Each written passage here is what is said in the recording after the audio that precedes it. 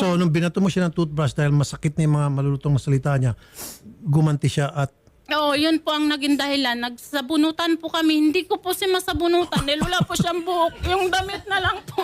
Pwede makapagsalita, sir. Damit na lang po kasi nahawakan ko.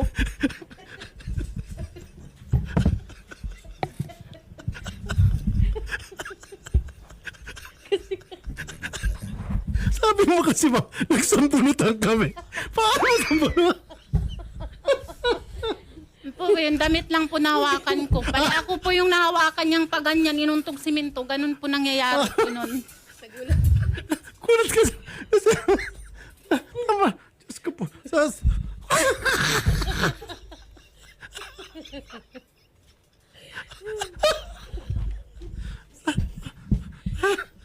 Mama kasi sabi nagsambunutan, ma. Wala kang sasambunutin sa kalabong ka. Ang pa yung damit